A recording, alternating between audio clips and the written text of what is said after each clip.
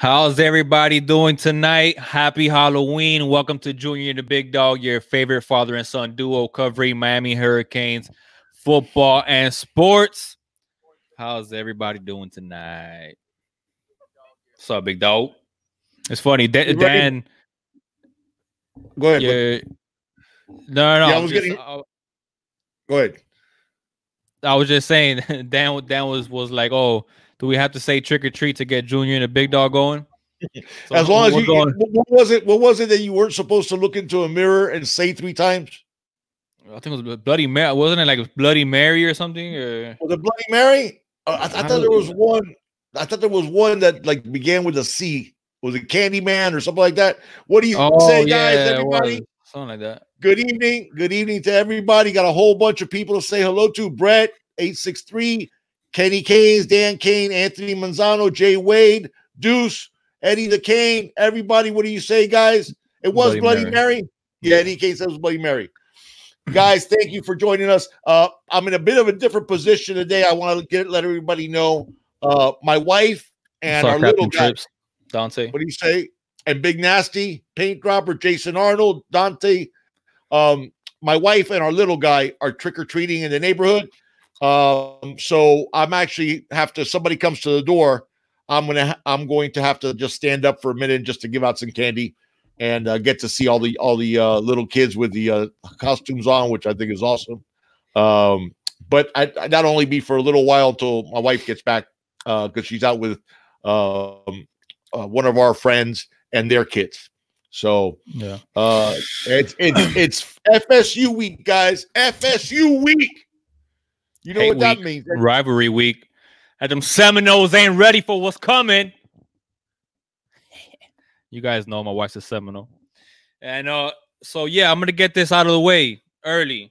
So we teased it a little bit on. Oh my God, Kenny Canes.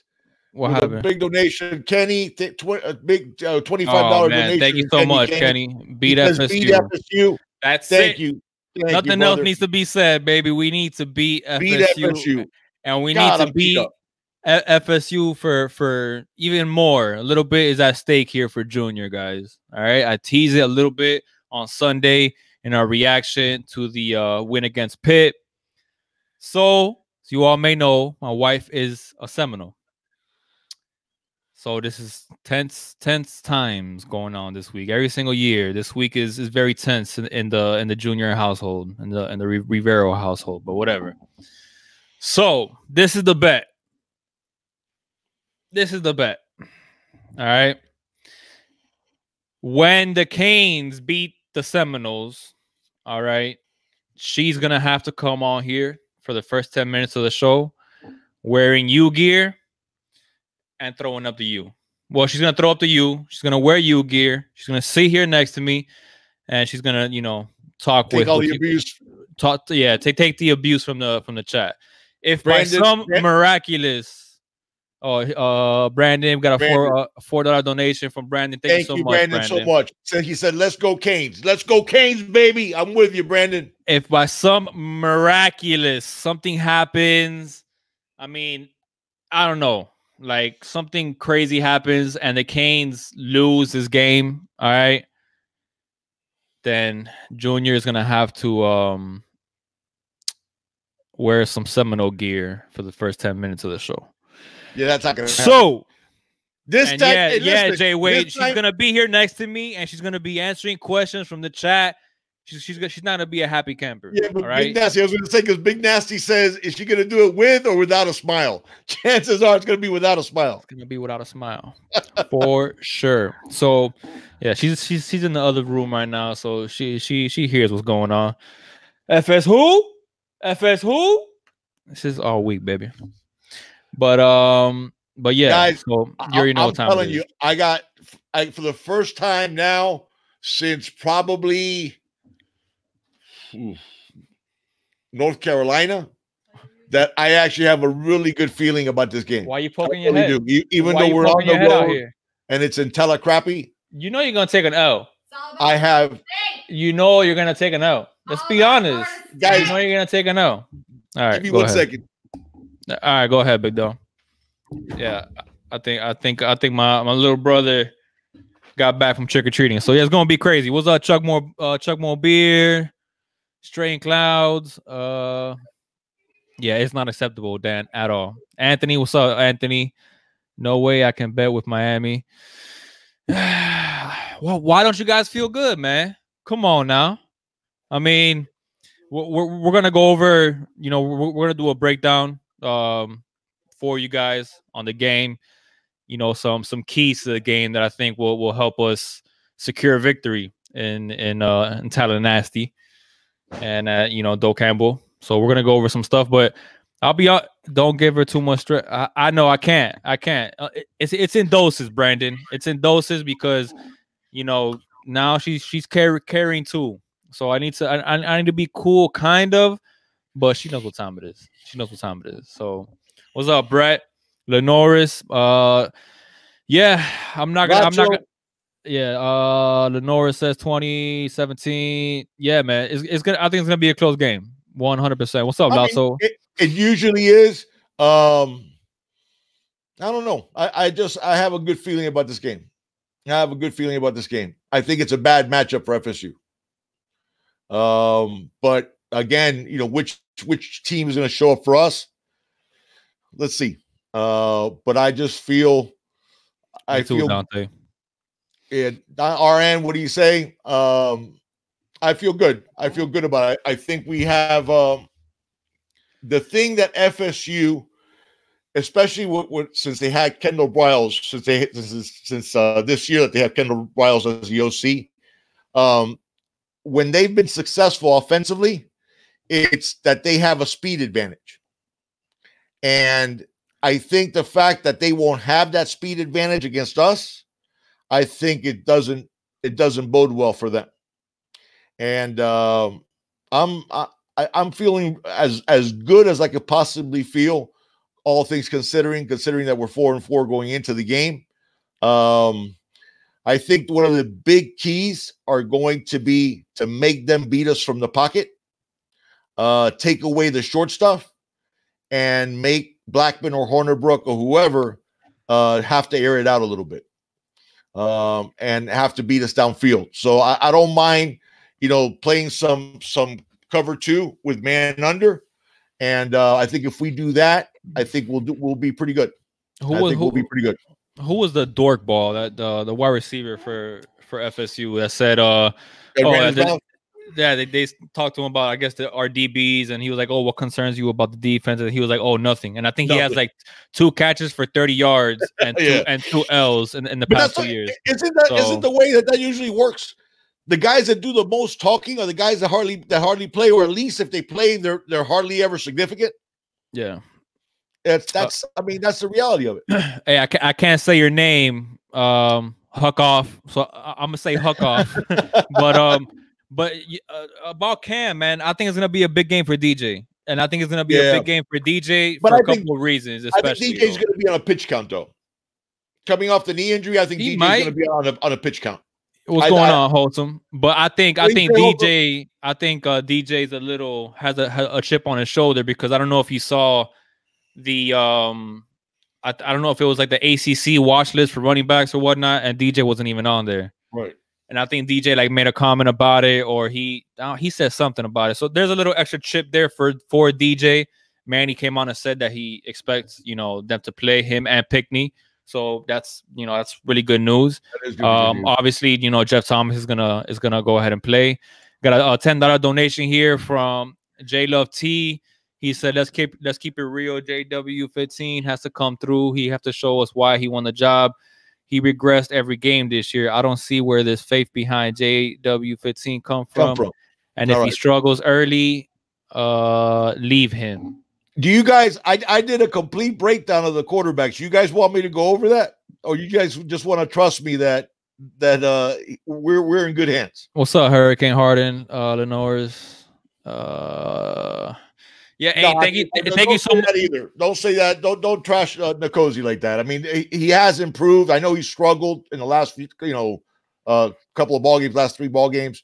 But Nkosi's a much better quarterback than he was last year, and he's also a better teammate, better leader. So, no, no trashing and cozy. We said it from the beginning, man, and I still believe it. Like I still believe that the Canes are capable of winning with both quarterbacks, assuming, our thing was always the offensive line. It was the offensive line. It's been the play calling from Dan Enos, but frankly, I don't think. Yeah, I think both quarterbacks have enough talent to get us W. You know what I'm saying? Me and the big dog think Jaron is a better quarterback than Nkosi. We've always said that. We're not gonna, get off of that. But props to Perry, for that big win against Virginia, and he was a little flat against Pitt, and I understand that. And he came out very flat against Pitt. Still some more drop passes, but he was missing a lot of throws, and on that interception especially. And like Manny said, he was missing high, right? But he also, I mean, in all fairness, though, he also had, when you have your non-throwing shoulder hurt, it's not like, obviously it's worse when you have your throwing shoulder hurt, but when it's your non-throwing shoulder, it also affects the way you follow through, and so that could have been, why his mechanics were off too. Or at least a contributing factor. So, but J Love T, man, thank you so much for the donation. Honestly, he was injured against Pitt. Who's that? Cozy? Nkosi. Oh yeah, no, I mean Eno said it prior. He said that he separated his shoulder, and he even went back into the game against. And he had it. I think he had it taped up during the. He was last week. He was not healthy. Listen, he was taped up. He had that left shoulder taped up. He wasn't. His bicep, I think. He wasn't healthy. He wasn't healthy, and it is what it is. Now, Manny says that the benching didn't have anything to do with him being hurt. It was just because he felt like they needed a spark, and they needed to pass the ball and yada yada yada whatever. Manny's still Manny's still taking me off, man. He's still taking me off with some of his press conferences, and then I mean, it's like you're saying from the beginning of the season that you don't want to have a quarterback carousel. Well, and he says that he's always said that Jaron is our guy, right? But then Jaron is QB1. But then you say that they had an open competition and Nkosi just during the week, that he didn't like the way Jaron. But no. But it's sounding like this is what's happening every single week. Well, we're not finding. There's stuff going on that we don't know, and that we're that unless it comes out. Okay, but don't tell me that Jaron is your guy, and then it sounds like you're saying, "Oh, well, listen, we have a preparation, and we have a certain way of doing things." And we find out that Jaron missed Wednesday. That Jaron was AWOL on Wednesday. Okay, regardless, his tone has remained the same in that. No, yeah, listen, we've said that Jaron has been our guy, but there's a standard and there's a way of doing things, and and if a guy has better preparation, the way Nkosi did, and that's why we gave Nkosi the start against Pitt. So okay, so he's not your guy. I mean, let's be real. Give one quarterback the shot and stay with him. Period. Like that's it. That's what gets me upset. And he's still making it sound like. Fairness, hold on. In fairness, he did stick with him. Okay, Jaron was obviously hurt. Big dog. No, can I finish? Go ahead. At Virginia Tech, he was obviously hurt, and he was shitting the bed, so they had to get him out of the game. Okay. And then you have to give him, especially with our offensive line, you have to give him time to heal. So, and then what happened last week? Something happened on Wednesday because Jaron didn't show up, and remember, Manny didn't announce who the starter was. But the whole time, to his credit, I don't like a bunch of things that Manny has said. But to his credit, he has never wavered that Jaron is the guy. Right. That's what I'm saying. And in terms of that, now what happened last week, I have my own theory on it. That I think there was a disconnect between Jaron and the UM medical staff on his shoulder. I don't think Jaron and his father, maybe because of what happened last year, I don't think they necessarily trust UM staff. And I think he went to get a second opinion on that Wednesday on the shoulder. And what probably happened, what I believe is the second opinion came back saying that the UM, what they told him was true. It's a strain. You can play through it. You're not going to make it worse. And then he came back, and apparently they patched it up, and then they started Nkosi out there. So that at least is Trevor Lawrence having a good year this year? Trevor, yeah, he has like 8 interceptions. Trevor is struggling. Is there a quarterback controversy going on at Clemson? No, there's not. But there was last year. He's your guy, okay, but there was last year when they had Kelly Bryant. Okay, yeah, but who's now the quarterback in Missouri? But then that's it. Trevor Lawrence came in, and that's it. Kelly Bryant was like, "Okay, this is not looking good. I'm out." Right. That's what I'm not liking. It feels like it's an open competition every single week, big dog. I don't think you know what's gonna happen if Jaron goes out there and he struggles against Florida State. Manny will throw Nkosi in there and say that, oh, we needed a spark because we were very flat, and he'll do the same thing. I don't think that's the case. I really don't think that's the case. I think there's stuff going on that we were not privy to regarding Jaron and his shoulder, and I think that's what started this whole bugaboo. Yeah, Brent, I think Jaron is ready to play physically based on now I do. I do. On the way he threw against Pitt. Up until like even when he threw against Georgia Tech, I knew Jaron wasn't ready physically. On the game against Pitt, he started having the same zip on the ball that he had earlier in the year. So I that part I do believe.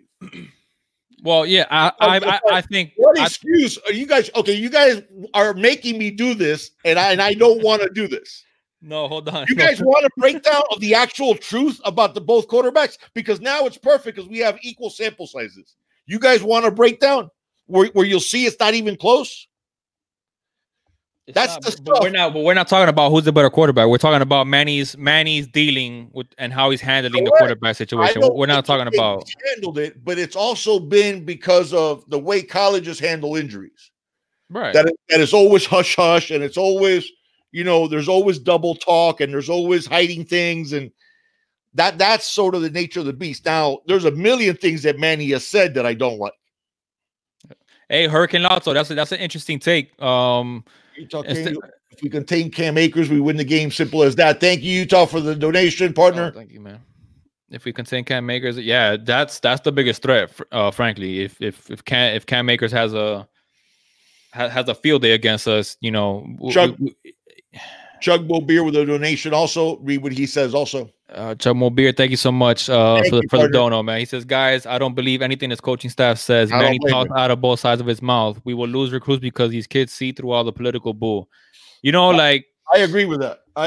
Manny does. No, I wasn't. He's getting me frustrated, man. He really is. I wasn't defending Manny when I was explaining what the situation was in that particular case. But in terms of the double talk and of talking out of both sides of his mouth, 100%. He's doing 100%. And very defensive. Very defensive. I think that was also part of the problem with the QB is that he felt defensive of why he started Jaron when obviously Jaron wasn't healthy against Virginia Tech. Mm-hmm. And then he's defensive now about Gregory Rousseau, that why was he only getting 20 snaps a game? And now he's a starter. The second game that he's a starter, you make him team captain for the defense. Yeah. Those type of things, and Manny's getting really, really, really defensive about it. Yeah. And he is talking out of both sides of his mouth. And guys, my feelings on Manny just completely turned on that one, the interview that he gave after the Georgia Tech game.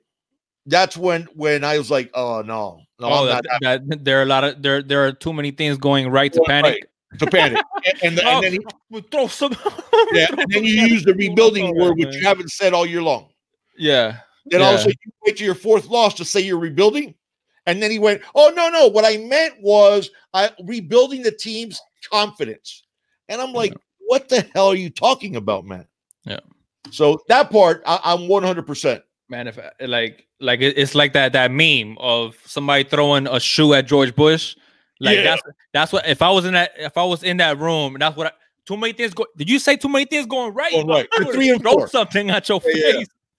At 3 and 4, out of here, man. Going right. Yeah, but whatever. I mean, it is what it is. Wholesome says. I think Wholesome said that Manny created a lot of this. Yeah, he did, man.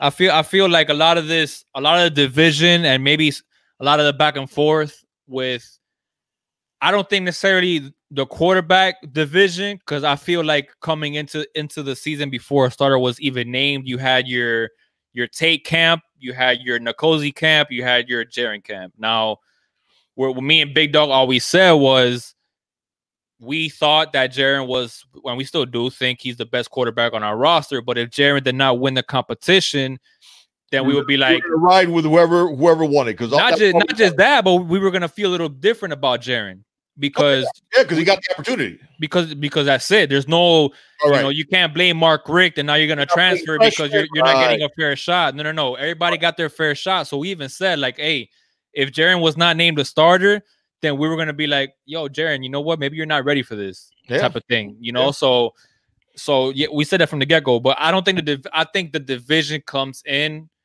because Manny said a lot early on and he has backtracked on some of those things that he promised us Canes fans and that he preached, frankly. You know, a lot of the things that he said coming into the year, and that we were only going to have one quarterback, and that this team was going to be held accountable, and the best players were going to play on the field, and you know all these things, and then we started seeing game after game, like, okay, so if that's the case, Manny, then why this, and then why that, and then he starts getting pressured with those questions and peppered with those questions, and then he gets defensive, and then you know you have demoralizing loss against Georgia Tech. I mean, one of the worst teams, if not the worst team, right there with Syracuse in the ACC. You lose at home, so it's like, and then you say what you say about it being rebuilding and too many good things going right. That was just really bad timing. And like Big Dog said, I think that he got defensive. I think that Jaron Williams going into that Virginia Tech game was hurt, and I think that him getting defensive, right? Have another donation, by the way, dude. Oh damn, I missed it. I'm sorry, man. When I start talking, I don't look at the donation as much. J Love T with the $5 dono. He says he has a question. If the kickers made their kicks versus Georgia Tech to win, would there be a QB controversy now? 100% there would be. Yeah, there would be. There would be because because of Manny. Yeah, I mean, listen. If the kickers made their kicks, we win. If you want to go by that, if the kickers made their kicks, Jaron would have been started and maybe like relieved at Virginia Tech, but we would have beaten Florida. We would have beaten North Carolina. I mean, if the kickers made their kicks, we would have won, you know, at least 3 of those 4 losses. At least 3. So we'd be 7-1 instead of 4-4. Yeah. 100%, Lotso. Yeah, I agree. Everyone with a U on their helmet should be our player. 100%. Yeah, absolutely. I mean, I get what he's trying to say by that, because as he wanted to have, this is our guy, this is our QB1, and that's it. And I get that. Okay, that part I do get. The part, I mean, the way that Manny has handled things, he has brought, well, like Wholesome said, he brought this on himself, and he has. Manny has brought this on himself. I mean, when you know, Manny had 3 years of being a good defensive coordinator where he had goodwill. He takes over when Rick, you know, suddenly retires and does a great job in the transfer portal, does a great job to salvage a subpar recruiting class with just owning the transfer portal. When he crashed the coaching clinic, we're like, okay, he's getting it. You know, he gets it.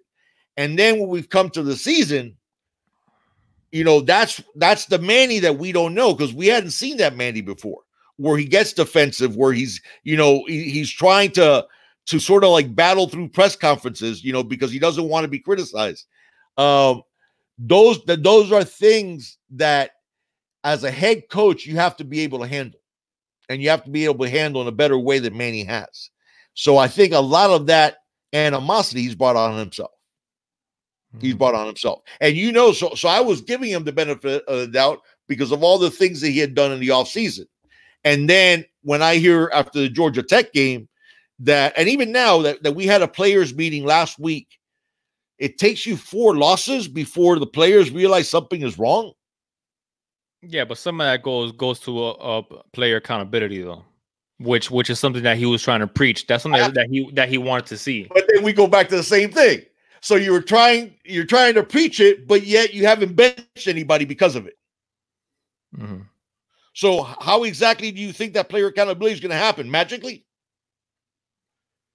Because the way you do that is you hold guys accountable. It starts with the coaching staff.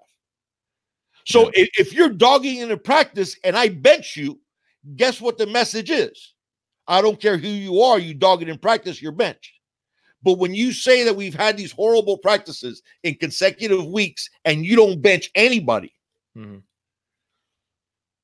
then don't, that's the talking out of both sides of his mouth. Yeah. You say one thing and you're doing another.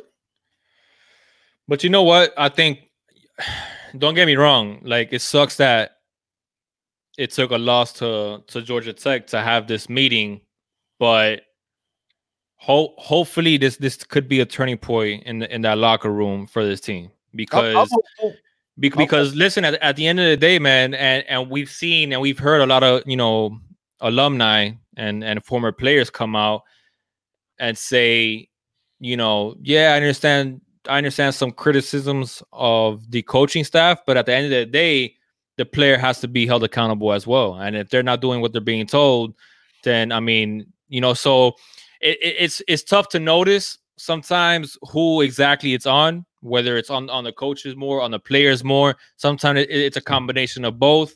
But I felt like Manny has been waiting to get some kind of leadership, from the locker room, and players were called out in that meeting. And I think Mike Harley was one of the ones that really stood out, and then all the other, older players, juniors and seniors followed suit. I'm sure Shaq was a voice in there, and I'm sure, Pickney, I'm sure DJ, I'm sure there's a lot more voices in that meeting, but a lot of players got called out, because maybe they're being selfish, or and this is according to the article that I read. I'm not just saying this, out of my, but according to the article, it was saying that, players with elite talent were called out. Could be Jeff Thomas, could be Navon Donaldson, certain players that haven't been playing or living up to this to a certain hype, or haven't those are the two that I think were called out. Yeah, and Romberg actually said it as well in I think I forgot what podcast it was that we were listening to. Out the Huddle.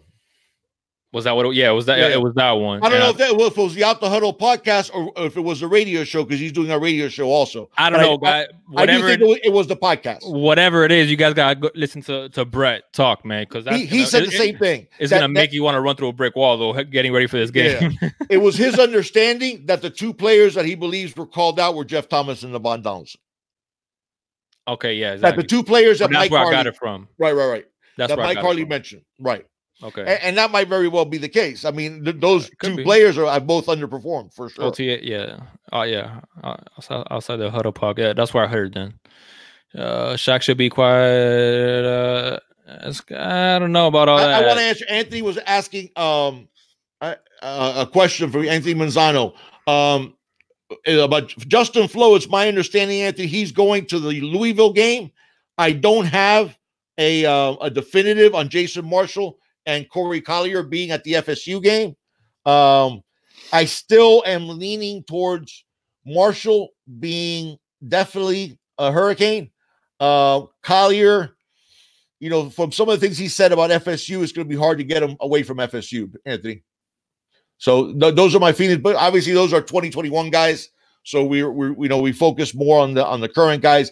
But Justin Flo, it's my understanding he's coming down for the Louisville game. Yeah. Wholesome says Corey confirmed on his Twitter that he's going to be at the FSU game. Hey, Wholesome, is he an invitee from us, or did he get the invite from FSU? Is he getting the tickets from us or from FSU for the game?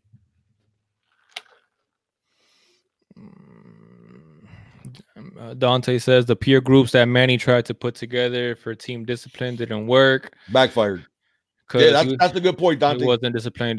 Manny's behavior up to last week has been counterproductive to his own plan. Yeah, I agree with that 110%. He's sitting on their side, Holston says. We have a gentleman who said that he loves us from South Carolina, from Gaffney. Oh. And I actually passed him up, so I want to welcome him. Guys, if you are new, please Subscribe, hit the notifications bell, like. Oh, give me 1 second. Go ahead. I'll just piggyback off of that, man. If you guys are new here, subscribe, hit that notification bell. If you're watching, hit that like button. That way a lot more people could go ahead and get notified of our video. If you're watching on Twitter, check out our YouTube. And if you guys are here on YouTube, which most of you are, check us out on Facebook as well. Junior and the Big Dog, look us up. Trying to expand the family. So you already know. Caddy boy, how can Jeff Thomas underperform when they can't get him the ball? I think it's a mixture of things with the thank you, Wholesome. Thank you, Chuck Mobile. Only 45 likes. It's all right. The likes will get up there. Sometimes we just forget to say, hey, hit the like button and whatnot. But because we get going on a rant, so we got to put the plugs in there. Here we go. Jeff Thomas, and listen, it wasn't a Jaron issue. A lot of people were saying, oh, Jeff Thomas is not getting the ball because Jaron can't hit him deep. Oh, I mean, after that Virginia Tech game, we didn't see much a JT at all. And against Florida, I mean, JT had some opportunities to make some great plays, and he didn't make them. I don't know what's going on with JT4, man. I really don't. I don't. He can't get out of his own. He is his own worst enemy. Yeah, I don't get it. But people were Anthony was asking too about the about if it's a drastic measure calling a players only meeting. I'm surprised it took to game 4, frankly. I'm surprised the game 4. I'm surprised it took to 4 losses, is what I meant to say. I would rather have seen that meeting definitely after the North Carolina game, if not after the Florida game. After the Florida game, just to say to the guys, hey, by the way, we haven't lost any game in conference. All our goals are still ahead of us. And who knows? We'll see this. Maybe we'll see this Florida team down the line. Yeah. So that's what I would expect, and definitely after the flat start to North Carolina. So that's the thing. We have to make sure that doesn't happen. That you don't wait until the season is almost basically lost before you do something like that. Yeah, the Wholesome says that he thinks that JT4 is just frustrated with his offense. Wholesome, I'm done with JT4 and the excuses. Seriously, dude, I'm done with it. I'm done because I don't want to hear it, because you know what? If you're that type of player, you got the ball in your hands a bunch and you did very little with it. Okay, you dropped a punt against Florida. You dropped two different passes that were touchdown passes. Okay, now mind you, were those tough catches, but those are the catches that if you're a first-round talent that you need to make. And I just, and he's gotten plenty of opportunities with the ball in his hand and hasn't done special stuff. And we keep giving him excuses and passes, and he gets suspended now for 2 games. Last year was whatever happened last year that caused him to leave the program. So now you have a completely different offensive staff, and you're still having the same problems with it. That's the thing. So I'm done with the JT4 conversation, frankly, because it's put up or shut up. When he got suspended, he had 1 less catch than KJ Osborne did, and KJ Osborne had more yardage. So what's he was averaging under 10 yards a catch. And he got the ball in his hands a bunch. So at the end of the day, man, I'm just with JT4. If he's there and he balls out, awesome. I'll cheer him on. If he's not, it's nothing new. Hey, but you know what, man? What better stage do you want than playing at Doak Campbell to coming off of a suspension to leave your mark in the game? So absolutely, hopefully we could just get him the ball in space and see what happens. The talent is there, man. The talent is there for JT4. I can understand his frustrations to a certain extent, but comes a point in time where, I don't know, man. I don't know. No, and I'm saying I root if you have a U on your helmet, I'm gonna root for you. Okay, yeah. I'm gonna root for you. But there comes a point in time that you have to say, okay, I have to take responsibility for my own performance. Yeah. Okay, that's the reality of it. And for your own conduct detrimental to the benefit of the team type of thing. So, that's the thing. It is what it is, man. And hopefully now he comes back and he put it behind him and he balls out. I did like the fact that JT4 last week after the win against Pitt, he tweeted out something really positive, which was really cool to see, even though he was suspended. So those type of things I'm really glad to see. But that's the thing, how can I put this? It's frustrating from the outside to watch, and I know it has to be frustrating from the inside. Let's see what he makes out of this last suspension if he comes back ready to ball. And if he does, awesome. Yeah. We could use him. Yeah, we could. A lot of people. I'm disappointed. Well, yeah, that's another one. Who's that? Who's that Mallory guy you speak of, Dan Kane? Because man, we thought he was going to some people were even like, oh, he's even better than Brevin Jordan. I don't know. The potential is there because he's bigger, he's faster, he has all those things going for him. Potential, potential. Yeah, I don't care about no potential no more, man. Produce, man. Like I'm starting to like just get very turned off with this whole potential thing, man. You can have all the potential in the world, but unless you're out there making plays, and leaving your imprint in the football game, I don't really want to care about your potential.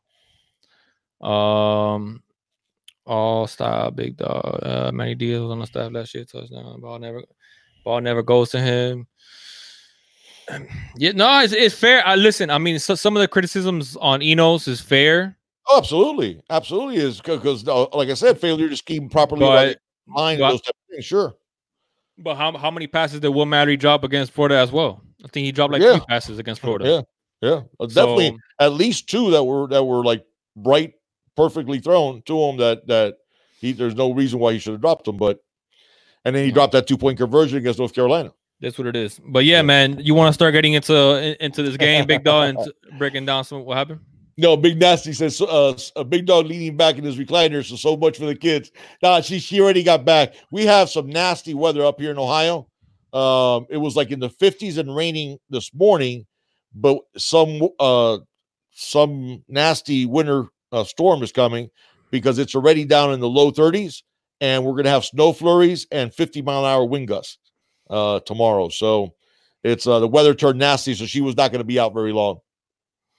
Yeah. But you want to go ahead and start breaking down some of this game, Big Dog, keys to the game. Absolutely. What it's going to take to pull off a victory and absolutely. Yeah. First, you want to get started. First off, on defense, let's start off when we're on defense. Cam Akers is the best running back that we're going to face. Okay, that's a guy that we have to make sure that we maintain gap integrity. That's a guy who only needs 1 touch, and I know FSU's offensive line isn't all that, but that's the one guy that scares me on their offense is Cam Akers. He almost has 1,000 yards. He has 917 yards on 174 attempts for 12 touchdowns, and then he also has about 6 yards a carry. About 6 yards a carry, almost 6, almost like 5. I think it was like 5.8 or something. Yeah. And he also has 21 receptions for 151 yards and 3 touchdowns. So he has 15 total touchdowns on the year. Cam Akers is going to be playing on Sundays. Starting on Sundays. I mean, there's nothing more you could say about Cam Akers. He's a baller. He really is. Yeah. And I think that is the focal point. I think if you could contain Cam Akers, similar to the Florida game, a lot of people were talking about how Florida was going to run the ball over us and all this stuff because they didn't just have one running back like Cam Akers, but they had a variety of running backs that had different skill sets that could exploit your defense in different ways, and we held them all in check. So I think Cam Akers is better than any of those running backs we face against Florida. But absolutely, he's definitely better than P. Ryan. Yeah, for sure. But I think containing Cam, man, Not letting him get outside. The GOAT brings up a good point with Terry with their wide receiver who's 6'5", and if that would be a horrible matchup for Trajan Bandy because of the size difference. I mean, you're looking at the very least 7 inches, if not 8. So that would be a tough matchup. 6'4". He's 6'4", but he already has 29 receptions, 606 yards, and 6 touchdowns on the year, averaging over 20 yards a catch. Right. Yeah. So, yeah, that's going to be dangerous. That's going to be dangerous. Is Terry with the deep balls, especially if he's matched up against Trajan Bandy.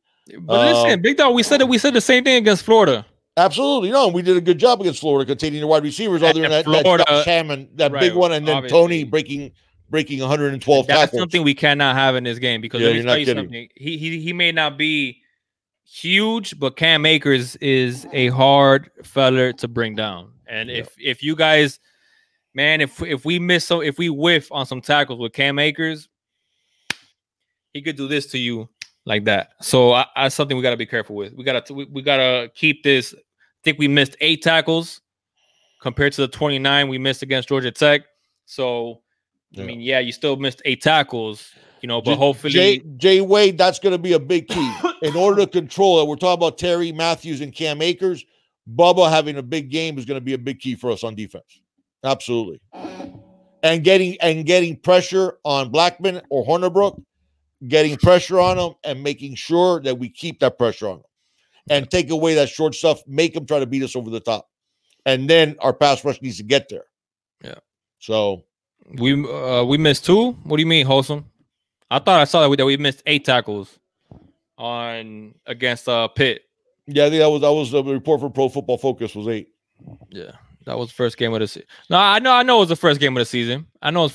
But listen, it was the first game of the season for our defense as well, and for that inexperienced quote unquote secondary. And I think they held their own very well. Richie, I see Richie was talking about me saying about all the. I was talking about the Tony run, the Tony catch for the touchdown. That was exaggerating. That we missed a bunch of tackles on that touchdown run on that 64-yard or whatever it was that Tony scored against us. Yeah. So that's the one I was talking about. Oh, okay. I was responding to someone about. Oh, okay, my bad, Wholesome. So I know y'all don't like us, but we all can screw the game. Oh, okay. 100%. Yeah, I've always had more hatred for the Gators than I do for the Seminoles. So, yeah. But this is a bad week to ask me that, Seth. Any other week? Yeah, don't ask me that FSU week. Yeah, any other week. But appreciate you tuning in, man. Nonetheless, regardless. I think we can agree. I mean, it depends on what generation you talk to, because I mean, I witnessed firsthand, and I've witnessed firsthand how much Big Dog hates the Gators, and I was just like, whoa, because like with me, I'm younger, so the rivalry with Florida State to me had a little bit more significance for me because we stopped playing Florida, obviously. So, I don't go as far back as the Big Dog, so he feels a complete different way about Florida. But see, I hate Florida State, but I started to understand. But they never stopped playing us. Right. But I started to understand leading up to the game against Florida, interacting with fans, a lot of things I will not disclose that made me understand Big Dog's hatred with Florida. And the fact that, I was like, oh, okay. Oh, so this is what you were talking about, Big Dog. Yeah, okay. Yeah, I hate him more than FSU. Yeah. So listen, I've always had, if it was not for us, Bobby Bowden probably has 7 or 8 national championships. What's up, Clavon? Okay, and yet Bowden, not one time did he ever even talk about canceling the series with us. And so that's why. And you can't hate Bobby Bowden. I mean, that's the thing. Now, when Bowden left, when Bowden retired, I cannot stand Bimbo Fisher. Yeah, okay, so kidding. Yeah, I don't call him Jimbo. I don't really feel it's crazy. I don't really, maybe because he's. I feel sorry for Willie. For Willie Tiger. I don't feel any type of like. I don't dislike him. No, I don't really like. No, I think he was handed. An atomic bomb, and asked to defuse it with the clock ticking. because that team quit on Jimbo his last year. Oh, yeah, 100% they quit on him. So it's not like, they started quitting on Willie Taggart. No, that team. No. They were quitting already before Willie Taggart. On Bimbo, exactly. So for Willie, I feel sorry for him, because, I mean, he took a toxic situation. Yeah, Henry Pickney's playing. Yeah. From what Manny said, Pickney and DJ Dallas are both playing. Yeah. Dan King was asking about us putting 8 in the box. Dan, that would be, I mean, obviously, I think maintaining gap integrity is going to be more important than that, because because of Terry, because they do have playmakers and they do have speed, is I'd like us to play some safety over the top for sure. So, yeah. Yep. Lizards. 100%, Seth. And I couldn't agree any more with your guys' feelings on Jimbo. Yeah. Seth says that he respects us, but there's just something about the those freaking lizards up there in Gainesville. And as a human being, you'd be hard pressed to find a better human being on this planet than Bobby Bowden. Yeah. Hey, a quick question for Clavon. He says this is for both of us. What do you think about the younger linebackers not getting any real playing time this year? About what? Clavon says, what do you think about the younger linebackers not getting any real playing time this year? I guess that I mean they want to redshirt Sam Brooks. I guess that was the plan originally. I think from what Sam showed me in the limited window, I think he's earned playing time. Avery Huff can't play because he's an academic redshirt. So he can't play at all. Joyner's been banged up. I mean, part of that is not roster management, is just we had horrendous luck. Because I've never seen, DeAndre Wilder, career-ending injury. Bradley Jennings, season-ending injury. Wayman Steed, season-ending injury for the second time. Patrick Joyner starts getting some playing time, plays really well in the scrimmage. He gets hurt. I mean, it's like, what the hell, man? If you're a linebacker of Miami, are you cursed? So I don't hold that against the coaching staff, because we had horrific luck with those linebackers. That's an interesting take. Henry Stevens said it, and Brett said it. What do you think about Shaq? You think drafted? You think he gets drafted? I think he will. I think Pickney for sure gets drafted. Yeah, I think Pickney gets but if Pickney gets drafted higher than Shaq, for sure. No, but I'm saying, like, I think Pickney gets drafted for sure. I think he's a third day guy, but third day, yeah, probably, yeah. But Shaq, I think Shaq will get drafted because of the intangibles, for sure. I think Shaq gets drafted as well. Yeah, I do. I'm not early, but I think he gets drafted. Yeah, no. Frankly, nobody's going early, because going into the year, you could say maybe Garvin was probably the guy that was probably going to go the highest in this draft, but you can't say that anymore. Yeah, Garvin hasn't had a great year, that's for sure. Now, mind you, coming into my point, that he comes back for that senior year.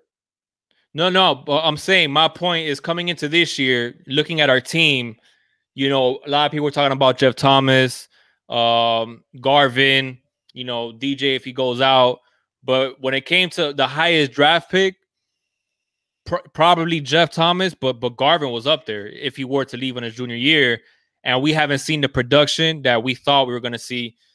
Trayvon Hill goes before all of it. But that's crazy. That's not something that we thought about before the year started. I thought Trayvon Hill was a late first rounder. No, you thought that Trayvon was going to get drafted before Garvin before the year. Before the year. No, I'm sorry. No. Okay, that's what I'm trying to say. No, I'm sorry. I thought you were talking about. We were still talking about the linebackers and stuff like that. And Jeff Thomas. No. Yeah, I thought Garvin still has first round potential. But the thing is, he had to have a big year, and he's not having a big year. My I don't know. Maybe he gets more opportunities if we start lining up Rousseau more on the opposite side of Garvin. Maybe he starts getting some more opportunities. To be honest, I can tell you what I would do if I was in DC. I can tell you what I would do. What's that? I move Garvin back to left end. I put Rousseau starting at right end, and only have him playing right end. That's what I would do. You see Rousseau? I would have Rousseau starting at the right defensive end and Garvin at the left defensive end. And obviously Trayvon Hill, I give him a lot more playing time than he's gotten. And Patchen, I'd have him playing. Big dog, at this point, want me to be honest? Not at this point of the season. I'm saying earlier on. Oh, yeah, 100%. Earlier on. Yeah, not now. Not now. Now you want to keep, but I want Rousseau playing left defensive end. But I don't want Rousseau playing nose tackle on passing downs. I don't want him in coverage. I want him playing defensive end. You got a guy who's going to go in a top 5, top 10 pick in the draft. That guy needs to be playing unless he needs a blow. I don't want him off the field, and I want him at defensive end. I'm with you, but I'll tell you this much. You know, more your credit than mine. But you know, once I started seeing what you were talking about when we first got Rousseau, I was like, oh man, this is insane. But dude, I'd like to take credit for it. I'd like to take credit for it. Here's the thing: if you watch his film in high school, Junior, I'm sorry, there's nobody in this world could watch Greg Rousseau's film tape from high school and not go, oh my God, that's a 5-star. Yeah. So that's BS. The fact that he was a 3-star, it shows me that the recruiting rank, the people that rank people are A, lying, and B, don't watch the tape that they say they watched. Wholesome just that's some serious shade. He said no, but listen, name me a play. Come on, name me a play. Okay, maybe that one forced fumble. Yeah, he got that forced fumble. Okay, but other than that, how many plays has he made that jumped off the screen at you? Not many. Okay, big dog, but this is something that we kind of knew this going in, though, big dog. That's my point. So that's where I get mad at Manny. That's my 100%. That's where the criticisms are valid because you cannot. I gotta get some water, big dog. But you cannot tell me that Trayvon Hill or Rousseau can't be starting opposite of Garvin. I'll be back. All right, get some water. Oh yeah, I don't get that. Dennis, no, he played everywhere in high school. He played everywhere.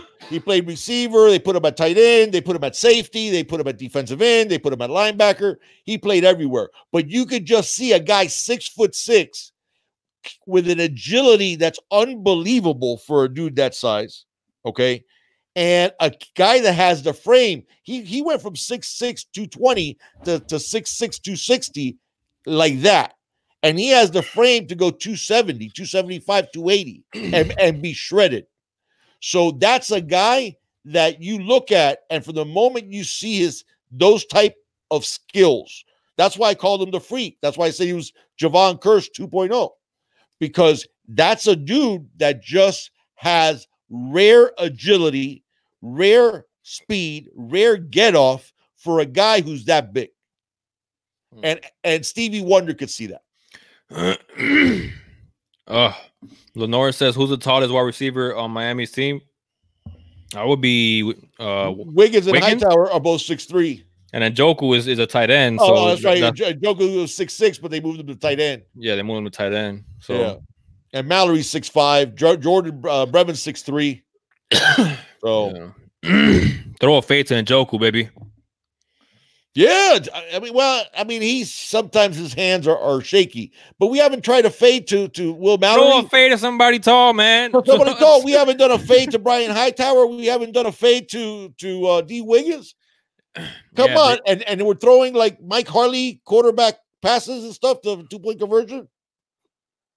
Come on, man. Big Nasty says, your wife, Junior, be careful with your wife. Hey, they're blaming you that you're poisoning me with the water. That's why I'm coughing so much. Hey, FSU week, we don't put anything past them. FSU week, my dad says FSU week, we don't put anything past you. She knows what time it is. She knows she's going to take an L. Let's be honest. Oh, nothing, baby. You're good. I feel good. I feel good about our chances.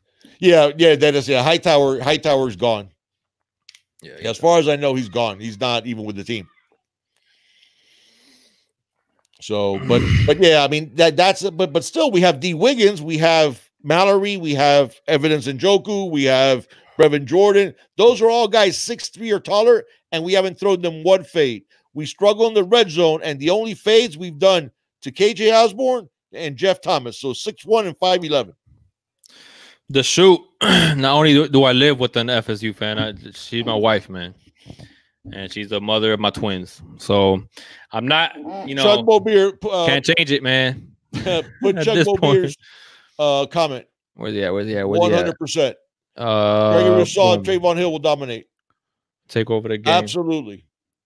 Where's Jeremiah Payton? Mr. HD asked. Good question, Mr. HG. I mean, now obviously they're trying to redshirt him. So, and as far as I know, I think he's only played, even with special teams, I think he's still under the 4. Dan Kane, any surprises? I have a feeling we might get a surprise from FSU in terms of some little trickery going on. Yeah, we've been susceptible to that. So, listen, we've been very. What the heck happened there? What? No, it was like the audio. Oh, I don't know. When you coughed. I hope I'm not getting sick, because when you have like a tickle in your friggin' throat, it doesn't friggin' go away. Yeah.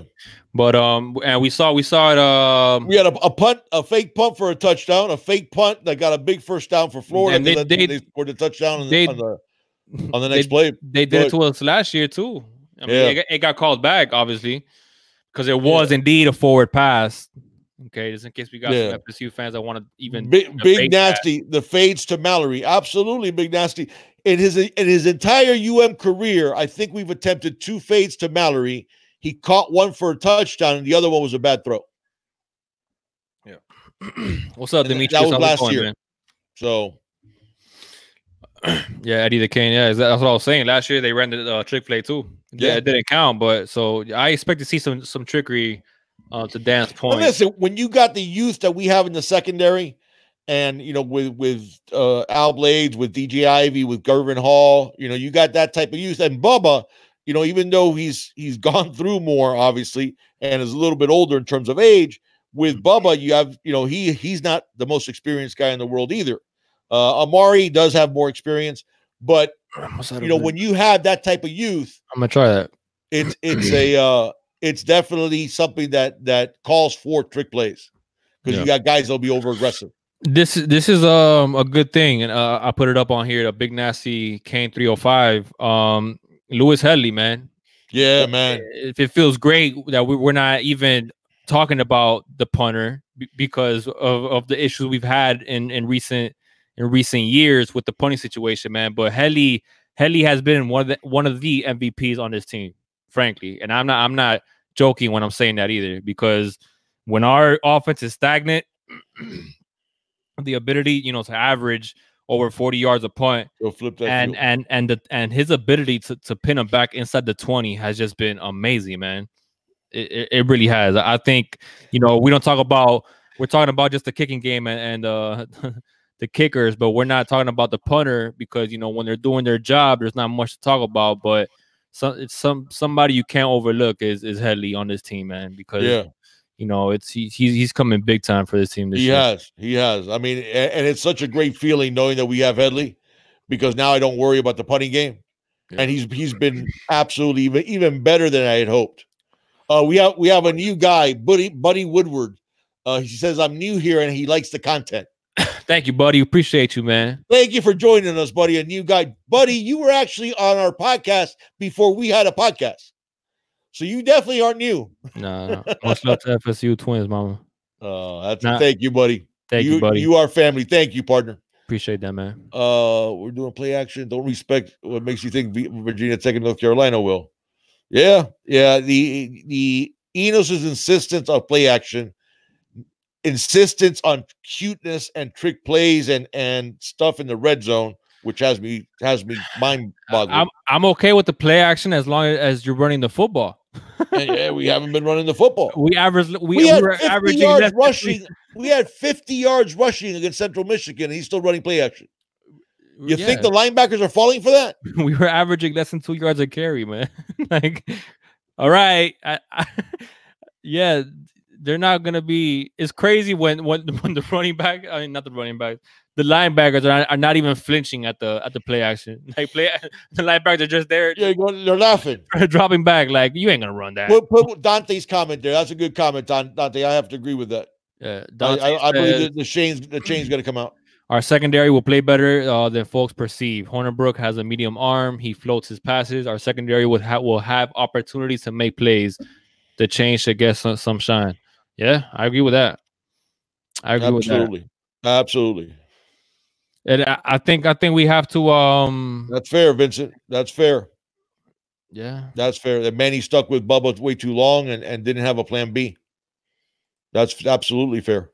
I mean, Price wasn't available early on in the year to replace Bubba, and I forgot the other kicker's name, man. Davidson doesn't have the leg that Bubba has. So yes, right. I do agree, but Price wasn't available. I know he hit a 22-yarder, and everybody's like, Price. People forget this about Price. Price was ranked the year he came out.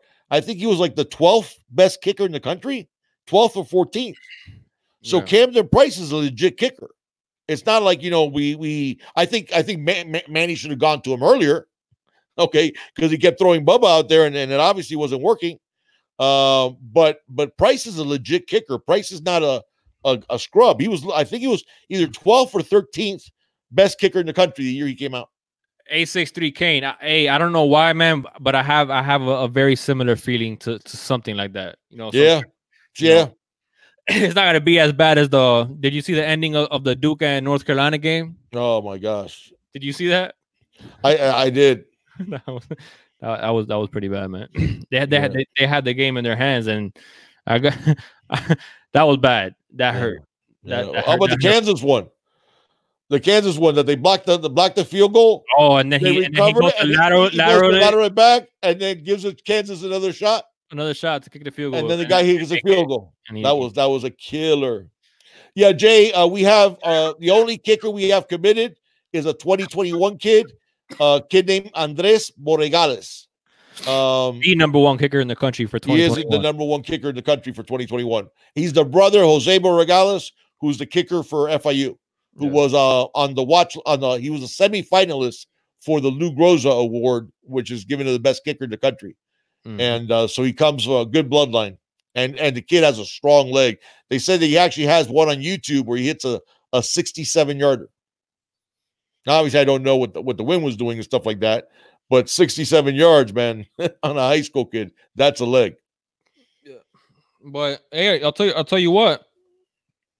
Aguayo is 4 for 9 this year on field goals. Yeah, Aguayo's having the stuff that happened to his brother in the NFL. Now his brother was an all-world kicker at FSU. He's 24 for 24 on extra points, though. Yeah, so they have a better kicking situation than we do. Supposedly he's sick, but he should be ready to go. Hey, Cam Akers is dealing with a knee. So Cam Akers is not 100% either, guys. Which is good for us. But he can't be scared, and he is going to suit up. Brett brings to leave that game against Syracuse, though. Brett brings up a good point that Camden Price hits it high, and he does. Yeah, he does, which obviously became a problem with Turner Davidson, and at times with Bubba too. So, at times with Badgley. Yeah, that was an issue with Badgley. Yeah, but that's the thing with Badgley, though. His struggles came early. But they weren't clutch struggles; they were just struggles. Well, that extra point against Florida State was that one hurt us. That one hurt us big time. That one, yeah, that was a bad one. You guys want some rapid fire questions? Really, I mean, no, it's not just about talking. He does have thank you, Curveball, a knee injury, Tabardine, but I believe he is going to play. Curveball, really on my Kings family, and it's not just a vodka talking. Thank you, Curveball. Yeah, we appreciate all you guys, man. We appreciate all you guys, man. If you guys are new here, please subscribe, like the video, hit that notification bell so you get notified anytime me and the Big Dog do go live, which is on Thursdays at 7 p.m. Eastern time. And we're also going live the day after whatever game day is. So on Saturdays, this game Saturday, obviously, we'll be going live. Oh, actually, we would not be going live on Sunday, Big Dog. What happened? I got to do those pregnancy classes things. Oh, the Lamaze classes? Yeah, whatever it's called. And it's like 9 to 5. So if anything, we could go live later on Sunday night. Yeah, just this week we'll go live later on Sunday evening. There you go. We're not going to step on Zoe that does a post game show and stuff like that. Yeah, and I know Coach Coop does a watch party during the thing, so we'll go live. Also, what I'll do is I'll wait for you and we'll wait for you and Zoe to get off, and then we'll go live right after you on Saturday since we can't do it on Sunday. What you mean? On Saturday night. You want to go live Saturday night? Yeah, that's what I'm saying. Are we sure nobody else goes lives Saturday night? I think it's Wholesome and Zoe does a post game show. Yeah. So we can wait to Wholesome and Zoe or Alf for us to go on. Okay. Yeah. All right. Yeah, that's cool. That's fine. Yeah, Dan Kane brings up a good point. Dan, I got so furious, and again, it's not hindsight. On 3rd and 1, why we didn't put Robert Burns in that game? I really don't get that. You're kidding me.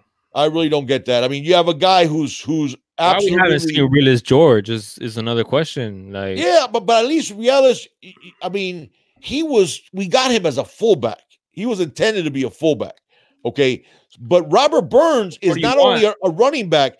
This is a guy who had 5-star talent, who wasn't a 5-star because of the injuries in high school, but he was a 5-star talent, and we don't even give him any play on 3rd and 1. Yeah. We got a $5 donation from LRel Cool J. He says, have you watched the Niners play this season? If you haven't, that is a perfect example of what Enos wants to do, yes. But that scheme isn't built for Miami. I think the problem has been the scheme fit has been more offensive line issues.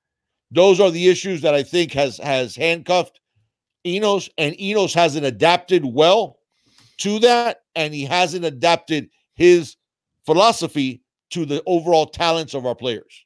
I think that offense could work here with a better offensive line and a coordinator who, even within that system, designs things specifically to take advantage of what our players' abilities are. Yeah. So, yeah, he's definitely a wrecking ball on short yardage. Yeah, Dane, I've heard those classes are big, so looking forward to it. It might be an Thank you, Wholesome. I'm so happy I was able to be on for an entire show. Support you. Thank you, Wholesome, for joining us, man. We really do appreciate it. And for those of you that I'm sure most of you that are on here, subscribe to the Wholesome's channel. If you don't, it's the Wholesome One Holloway. Subscribe to his channel. He puts out great content regularly, multiple times a week, and does a great job. So make sure you check him out on YouTube. I'm loving that prediction, Dante. Dante says Jaron will pass for 250 plus, 2 to 3 touchdowns, and rush for 40 plus yards. This game's rawness will dictate superior play. DJ and Cam will combine for 110 plus yards. Wide receivers will get numbers. As I love it. I do think our offense is going to have a big game, Dante. I'm with you. Wholesome was the. You know what I like? I think, and the play against Pitt showed me a lot, and it showed me a lot because it was also in a very important time on a crucial drive, frankly, a clutch drive. Jaron making a play with his feet. I know a lot of people were talking about the pass to KJ Osborne, you know, the 3 passes, because he had the screen for the first down on 4th down, and then he had a tight window throw, you know, just before the sticks, and then obviously a touchdown pass. But my favorite play, you know, was probably that run, man. That run that he did where he didn't see a play, and instead of kind of, you know, just rolling around the pocket trying to find somebody, he's like, you know what, screw this. I'm going to put my head down. I'm going to get the first down. I think that was very promising to see. And he also talked about it when he was announced a starter yesterday. He talked about that. He talked about having a better clock in his head, you know, going through his progressions fast, and then not holding on to the ball too long, but also making more plays with his feet. And we saw him do that against Pitt, and it was in a very pressured situation. So I do expect to see Jaron run a little bit more, you know, when there's nothing, you know, available, frankly. So I'm excited about that. Yeah, and he's talked, like you said, he's talked about it, but that's also been overstated some. So the whole thing about Jaron running and stuff like that, I think that's been overstated. Well, he hasn't taken off as much as he should have, in my opinion. No, you're probably right. It just, I'm saying it's been overstated. Oh yeah, 100%. Oh yeah, well, it was overstated that he couldn't run before. I actually have the rushing numbers on the season, taking off the sacks, and it would shock you. It would shock you. Taking off, you got to take out the sacks. Yeah, because in college football, the sacks are counted into the rushing total. You got to take out the sacks, though. Right. I did, and I have their actual rushing numbers, and it would surprise you. Go ahead. Go ahead, man. On the season, actual rushing, Jaron has rushed 14 times for 74 yards, 5.3 yards a carry. Nkosi has rushed 17 times for 89 yards, 5.2 yards a carry. Those are the rushing numbers. They're actually separated by 15 yards. Rushing. That's why I'm saying it's been overstated. Right. Yeah. If you look at their stats, they look horrible because when you put in the sacks, Nkosi only has 5 yards rushing and Jaron has minus 55 because of the sacks. Yeah. But if you take out the sacks, that's their actual rushing numbers. Yeah. Yeah. I hope I'm not getting sick, man. I hope I'm not getting sick. Oh, Wholesome. I left it on the screen, man. He says, what's your offensive and defensive MVP for this game? I'll let you go first, Big Dog, so I could change it. No, you know what? I'm going with both 15s. How's that? That's so whack. Both 15s. All right, fine. I'll go with yeah, I'm going Rousseau on defense and JW on offense. So both 15s.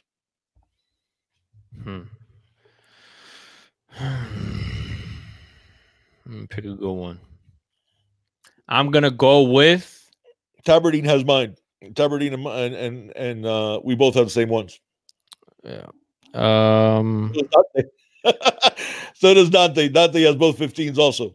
Damn, man. I'm gonna go with. Okay. I want to pick. I don't want to pick a popular one. I'm gonna go with Gervin Hall.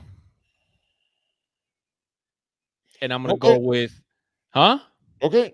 I'm gonna go with Gervin, and I'm gonna go with Jeff Thomas. Oh, show me. Show me. Cool. I like it. I like both picks. Show me. Hey, here's another thing.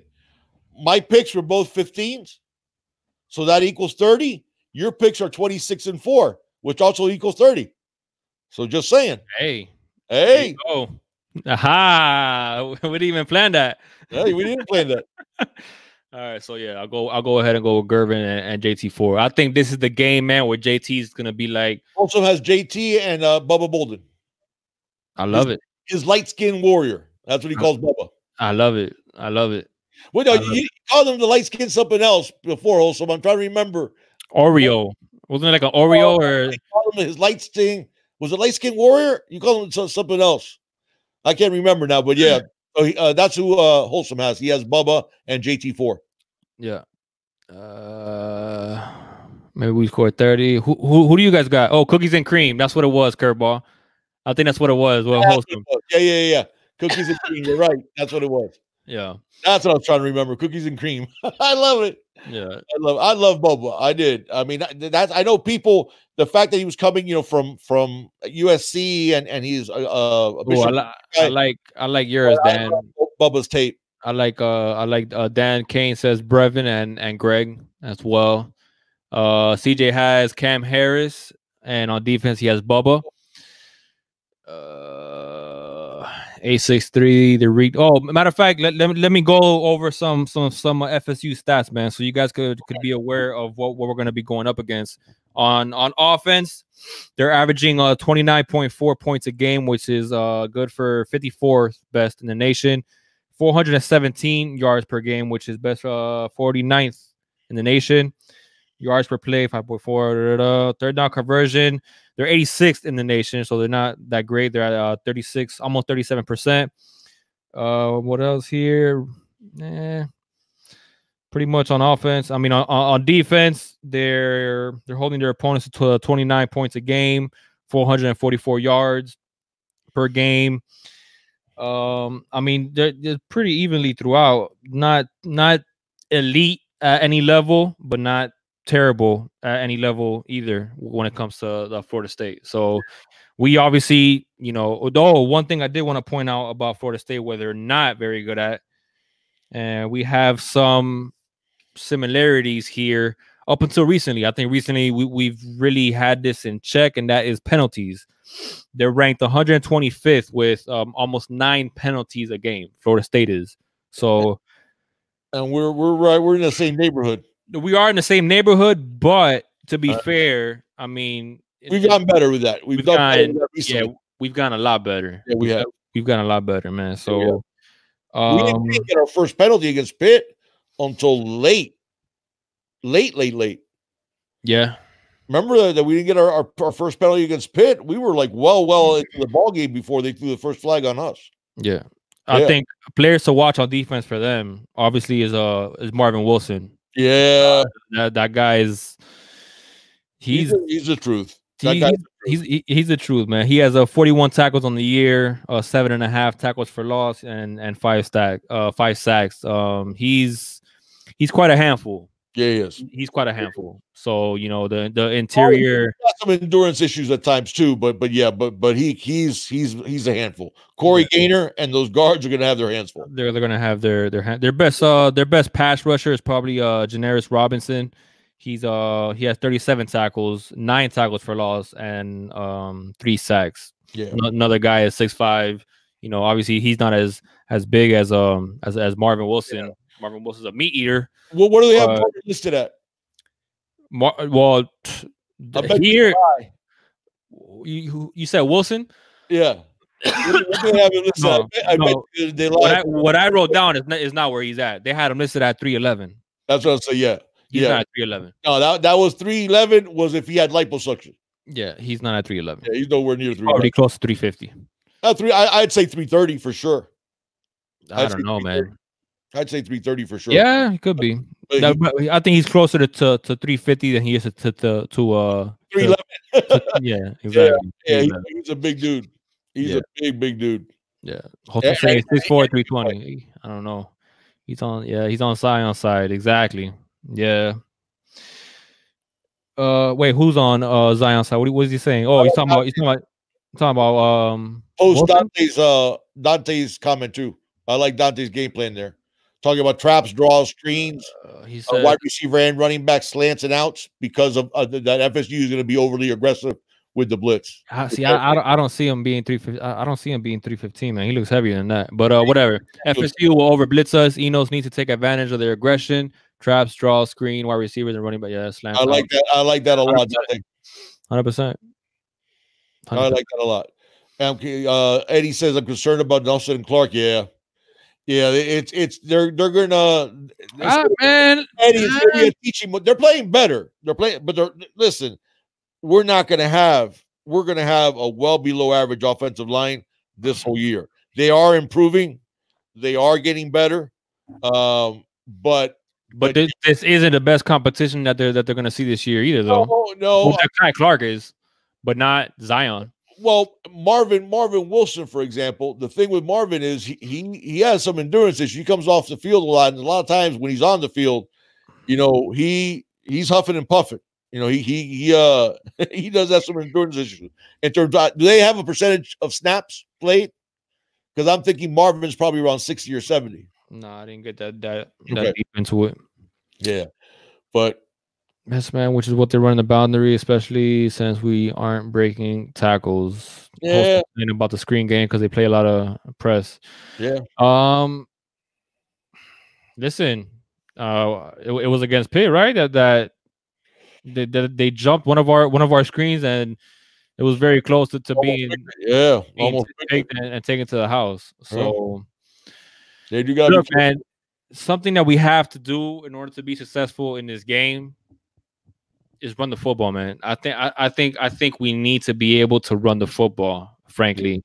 Yeah. And I think, if we're able, and I think DJ is going to come to play. But yeah, I just think we need to run the football, man. We need to run the football and take some pressure off of our offensive line and off of our quarterback, and then you could work off the play action, Mr. Enos. You know, when you're actually running the football. But if you're averaging less than 3 yards a carry, and I mean, there's no space. I mean, I don't see why you don't just, you know, throw in the shotgun for the rest of the game and spread them out. Yeah. You know, that's something I didn't understand against Central Michigan.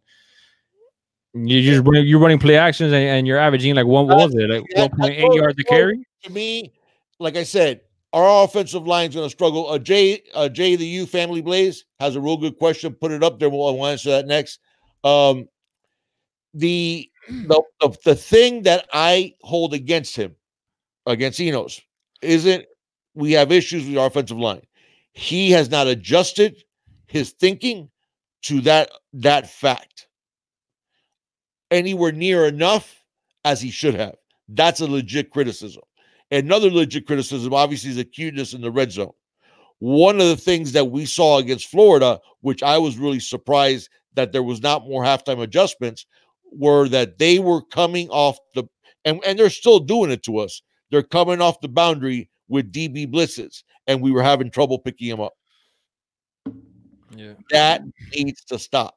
And when you spread them out, you make them let you know they're blitzing quicker, or they're coming from a longer way.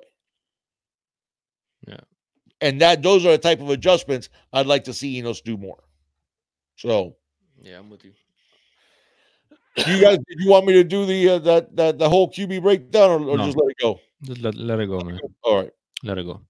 All right. Let's just say, guys, just trust me. I broke it down completely from distances, everything. We're going to be with a healthy Jaron, we're better off offensively, and I think we'll start seeing that. So we'll see. Because we're gonna have people. Because I think a lot of people have already wrapped their mind around the fact that quarterback isn't our issue, and that's a good thing. Not. And it wasn't up until Pitt. Okay, and you did possibly have a hurt Nkosi. Up until Pitt QB play has not been our issue. Separate video on that breakdown. Curveball wants a separate video on comparing the comparison between Jaron and Nkosi. Listen, man, I just feel like you don't beat, what is it? You don't hopefully PETA doesn't come after our video and we get blocked on Twitter. But yeah, that's already a dead horse, I feel like.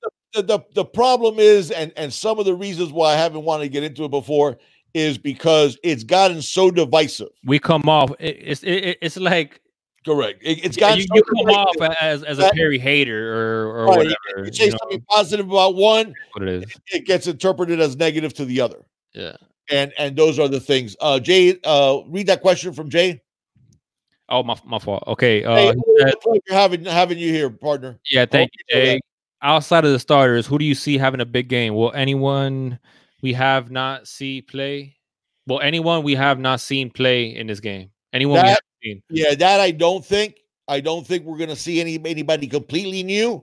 But if somebody to have a big game who's not technically a starter, I'd pick Will Mallory. So I pick. I'm not holding my breath on it. Dreadlock, I'm reporting you. The reward. The horses.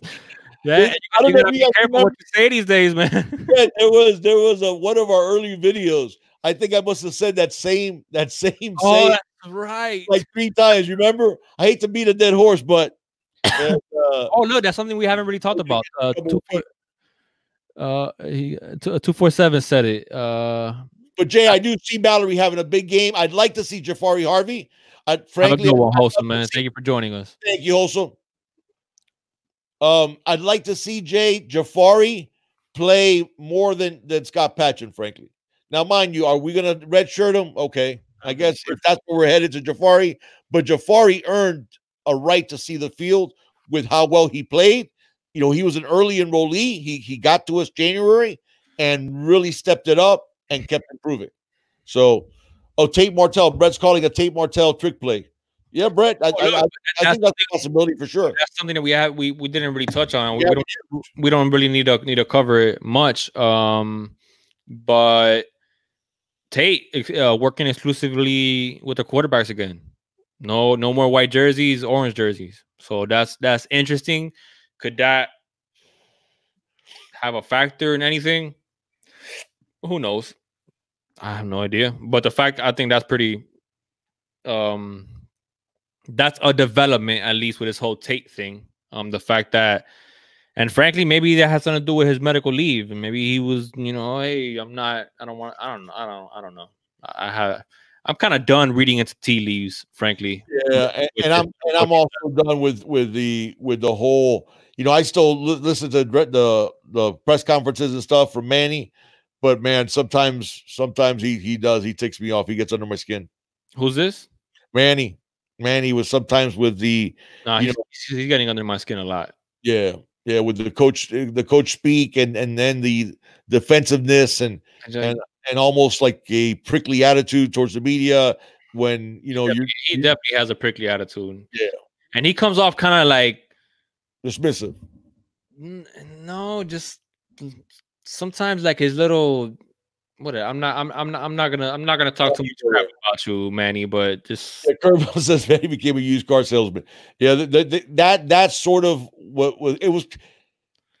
It was coming off a little disingenuous. Hey, Dreadlock, that's 100%.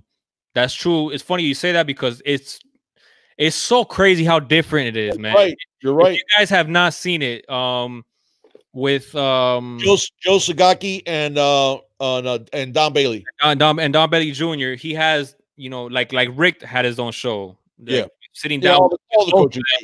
It is so crazy to me. All right. How look at a Manny Diaz press conference or look at Manny talking to the media and then look up the Manny Diaz show on YouTube. With Zagacki and they do video breakdowns. He does video breakdowns with Bailey. My own Cuban came out there because I said Zagacki. Joe Zagacki. And look at the breakdowns, man. I mean, I don't know. The vibe is just different. Like Manny just comes off like a different person, though. Yeah, are so much better. That's the Manny that I thought we were getting. Yeah. Yeah, Dredd, you're right, man. Those breakdowns are nice. 100%, man. It's so different, but I mean, whatever. It is what it is. Joe Zagacki Das Hus, he always gets a pass for me no matter what. Because of I don't know if you guys know this or if you guys actually a lot of you don't because you're probably too young. Joe Zagacki actually almost died in a plane crash right after Hurricane Andrew, delivering supplies. Taking supplies and doing charity work after Hurricane Andrew, and the plane went down at Hollywood Airport. And Zagacki almost died. Actually, broke both of his legs. So I always give Zagacki the Dazu says about he was doing the Neil Rogers show. Yeah, I mean, but I always give him a pass because of that. Oh, he says he loves Joe. Yeah. Joe Zagacki always, I mean, and he's always been a U guy. And like I said, what was it, Bill? Was it a helicopter? I thought it was a small plane. If I remember, Bill, I think it was a small plane because I remember seeing, mind you, it was Dan saying a helicopter as well. Helicopter crash. Yeah. It was like 27 years ago, but for some reason or other, I have in my mind, I have like etched video of a Cessna, like a small plane and showing the crash. I think it actually crashed, I want to say to the exterior fence at the airport is where the plane ended up crashing. If I'm not mistaken, the pilot, I think, ended up dying, and Joe broke both of his legs. So that's crazy. Yeah. But you want to start wrapping it up, guys? If you do, baby. I just want you guys to know that, like I said, when I did the breakdown on the QBs, and then when I did the statistical, because right now it's actually perfect because Sports Reference has them at the same amount of pass attempts. Sports Reference has that the Cozy and Jaron have both thrown exactly 134 passes. Hey, and I did the breakdown distances. I did the breakdown running. So I did a complete breakdown of analysis and statistics combined, and of both quarterbacks, and the difference is pretty substantial. But so just take my can actually get into details, but don't get it. I just want people to understand it doesn't matter, because at the end of the day, what him winning in Tallahassee on Saturday is all that matters. And I think once he does that and he shows, I think a lot of people are gonna be like, "Oh, okay." I feel like maybe I will. I think I did put in the work for it. But I just, how can I put this? I just want people to understand that, again, you put in the work against Georgia Tech, against Virginia, you can say that Pitt was the first game, really, that overall quarterback play was an issue. But before that, the fact, offensively, we're a different offense with Jaron in there, and we're a better offense with Jaron in there. So we'll just have who's been successful against better competition. Yeah, Jaron has. Washes away all the blame. Cap is in Virginia, BCU, CMU. Yeah, outside of Virginia Tech, you're looking at Florida. Jaron passed for 214 yards. North Carolina, 309. Central Michigan, 250, which that's the thing. People don't realize that our passing game, he actually passed for 250 against Central Michigan. He was 17 of 24 for 250 yards. Problem there was the running game. Couldn't do a damn thing. And then we had problems protecting, and our offensive line was getting beat. Virginia Tech was Nicosi's game. Virginia, Nicosi actually, Nicosi's gone 3 straight games without reaching 200 yards passing. 3 straight games. So that's the problem. But like I said, I broke it down with comparable. I'm laughing at Deuce because he's like, "Oh, here comes the cap. Here comes the cap." I think I'm starting to understand better and better what cap means. Nah, you take it off my cap. Nah, cap is like, oh, you're capping, like you're boasting, right? Oh, boasting? No. But that's the thing, guys. I just didn't want to say. I think that's what cap means. I don't know. Cap is new, man. Like cap wasn't around. That's like cap equals lying. Oh, you capping. Oh, so if you're capping, you're lying. Oh, cap equals lying. Okay. I heard something different from Kevin Gates. So I don't know what capping really means. That's the stuff that you need to address. What's that? That people think it's literally obvious. Hey, orange and green blood, Cohen.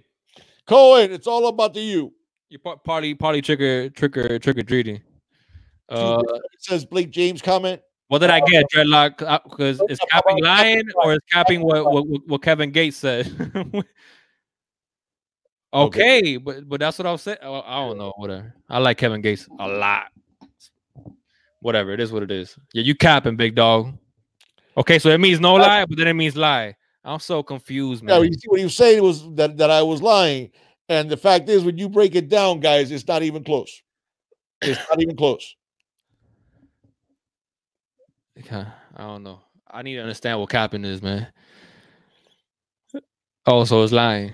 You want me to tell you? I know you're laughing. No, because I don't know. I've never used like whatever. Oh no, Junior. I don't know, man. It is what it is, man. After I heard Kevin Gates, I was like, okay, so I'm not gonna be using that.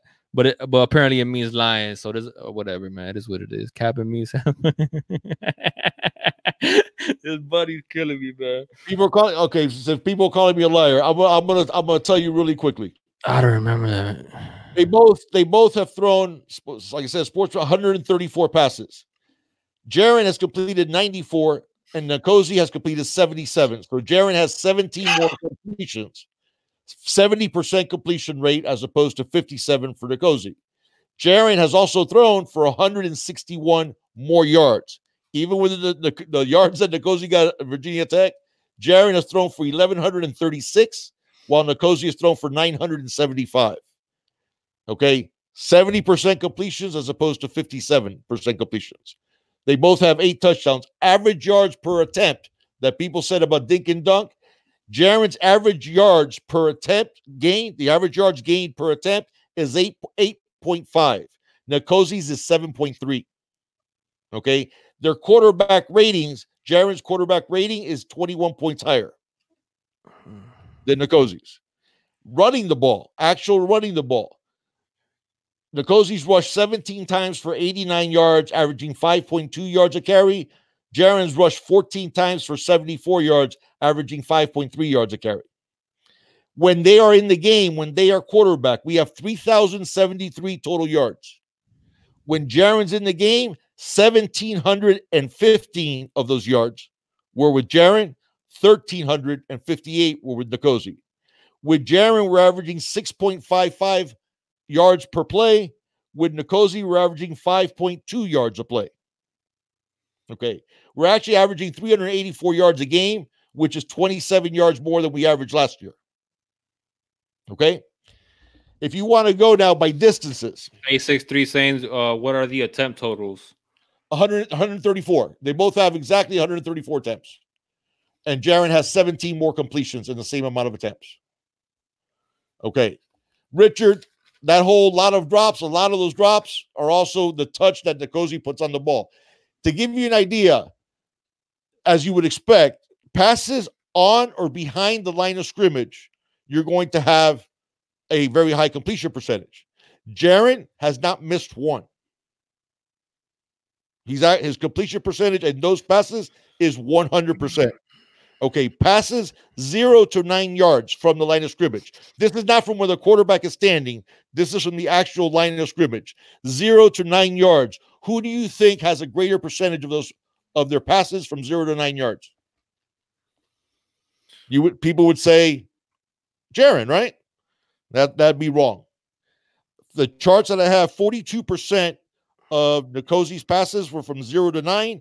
Only 36% were Jaron's. From 11 to 20, Jaron threw 8% higher, means 25% of Jaron's passes were from 11 to 19 yards past the line of scrimmage. 25% as opposed to Nikosi at 17.95. Okay? At each distance, except for the longest, which is over 20 yards, Jaron's completion percentage was better than Nikosi's.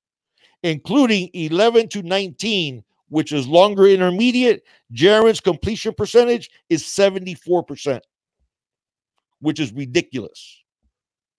Okay, that's elite for an NFL quarterback to do. 11 to 19 yards from the line of scrimmage, his completion percentage is 74. Okay, and what's funny though is if you take 0, go from line of scrimmage to 10 yards, they have about the same percentage of their throws have been at that distance. If you go 11 to everything above 11, the percentage of their throws are about the same. Nikosi had more over 20, but the completion percentage of over 20s was actually much closer than what it appears. But in every other distance, Jaron has the advantage substantially in accuracy. Okay. And like I said, in terms of sacks, 33 sacks we've given up. Jaron, it was 20 of them. Nikosi's 13 of them. The difference is Jaron, half of the sacks that he's allowed were the Florida game. So after the Florida game, you started not holding the ball too much. So those are the breakdowns. We still demand more because winning demands more. No, it does. I don't think Jaron has been perfect from any stretch of the imagination. No, he hasn't. He hasn't. Anybody expected a redshirt freshman to be? If you say numbers can be deceiving, okay, here's what Jaron did not do. Okay, and again, this is why I didn't want to get into it and why Junior didn't want to get into it, because then when you talk, how can I put it? It sounds like you're downing one, and that's not the way that I mean it. But here's a reality of it. When Jaron's in the game, we're averaging 1.35 more yards per play. So how is that not in the numbers? If anything, yeah, actually, Nikosi got sacked 6 times against Virginia Tech, and Jaron got sacked once against Virginia Tech. Jaron, but that's not fair. What do you mean? No, that's what he was saying. That he got sacked 8 times against Virginia Tech. Nicosi. Oh, you're saying the combined? It was right. It was 7 total. 6 of them to Perry, everybody's trick or treating, man, on Halloween. So that's why the chat is not live tonight. A lot of people are trick or treating, so it's all good, man. But you know, they'll watch it on the rewind. That's the thing, guys. I wanted you guys. I don't like doing this, man, because I don't either. But that's the whole thing. Is I wanted people to understand that it's not just I watch tape, I analyze the numbers, I watch more tape, and the things that have been being bandied about one way or another have been completely inaccurate. And I haven't gotten involved because I don't, how can I put this? In order to elevate one, I'm not going to down the other. Okay. And up until the Pitt game, again, whether it was Nkosi or Jaron, QB play was not our problem. Yeah, no, it wasn't. And that's what I kept saying over and over again. Okay, but now since it started becoming this divisive and that people were throwing the things around that are just not correct. Not correct. When people were talking about like saying that Jaron was a dinker, a dink and dunker, when he throws a higher percentage of his passes go from 11 to 19 yards from the line of scrimmage than Nkosi's. Substantially higher, and he completes a substantially higher percentage. That's not, man. But anyways, that was my point. So you guys take it for what it's worth. That's Beer says you promote Jaron Williams, but we do not score enough points. I agree, and we're not going 100% with that points until we fix our offensive line issue. Period, guys. In 50 years around football, I've never seen a great offense with a horrible offensive line. The only thing I'm going to say with this conversation is I disagree very strongly. Look, because I understand. Look, in my eyes, I think Jaron Williams is a better quarterback. Whatever, man. Like, you guys could think Nkosi is. Like, it's all good. At the end of the day, I honestly believe that we could win with both quarterbacks. And I think we have bigger issues, offensive line, calling, especially in the red zone. That was my point all along. Okay, but hold on. Let me finish. I forgot what I was going to say now. Oh, one thing. All right, and that's it. This is all I'm going to say. This is all I'm going to say. Okay? And I agree. I just want to win, man. I disagree with people saying that Jaron cannot throw the deep ball. That's where I'm just like, okay. When he does show you that he can throw the deep ball. No, but that's the thing. Here's the thing. I want to see, because I've seen Jaron in tape throw off of 1 foot 50, almost 60-yard passes off of 1 foot. And that's what makes me angry. That's what makes me angry, and that's why I ended up crunching those numbers. Because but hold on, to everybody's credit, he hasn't hit it. He hasn't hit him. He hasn't hit a lot of them. Jaron hit in stride. It was just slightly where Pope had to adjust his speed and hit him, and he got tackled for a big gainer. Okay, and people complain about that. And then in the Virginia game, we saw Nkosi miss guys wide open much more than Mark Pope was, where they weren't even able to touch the ball. And those same people were the ones that were criticizing Jaron because when he hit Mark Pope, it wasn't perfectly in stride. That's the stuff that I'm talking about, dude. Oh, J Love T, look at his high school tape. Oh my God! He could throw like people. I don't know where this idea of that Jaron has a weak arm is coming from. That's what I don't understand. So whatever, man. But I don't know. I didn't want to get into that. I don't either. Let's let it go. I think both QBs could win at a high level. 100%. 100%. Now it's a matter. See, that's the thing. Jaron has look, J Love T. I know this ain't high school, but if you throw a ball 60 yards in high school, you could throw a ball 60 yards in college. Like, that does not matter, man. NFL or college football, you never have to throw a ball 60 yards. He doesn't have a noodle arm, Dreadlock. Oh man, he doesn't, man. You get KJ Osborne on the slant. Yo, and the he put on. Hey, we disagree. It's all good. Look, we disagree. It's fine. It's fine. Like it's fine. We disagree. We disagree. I agree. 904. Just win, baby. There you go. There you go. Just win. It's the point is. That's fine. Look, that's a good point. That's a good point. And that good Hurricane Lotso absolutely hurt. He had his left shoulder was absolutely hurt from the previous week. Nobody's saying that he wasn't. Oh yeah, he was hurt for sure. He was hurt. Yeah, Jaron can throw a deep ball. He was playing slower in the beginning of the season. He was not up to speed of college football yet. That's why I wanted Nkosi for a while. Jaron wasn't ready yet. I think my feeling on it, Brett, is a little different. I think the Florida game really messed up his internal clock. I think the fact that the guys were getting beat that quickly caught him by surprise. And I think that sort of screwed up his clock in that Florida game. One of the things that we talked about, I think before right after the season started, that David Carr, I think, was ruined as a quarterback in the NFL because of internal clock issues, because of how bad the offensive line was for the Texans when he first came into the league. So that can affect a young quarterback really, really badly. Right. Okay. So that's something that I think that Florida game sort of threw him for a loop. But from then on, Jaron's been sacked 13 times. Nkosi has been sacked 20 total.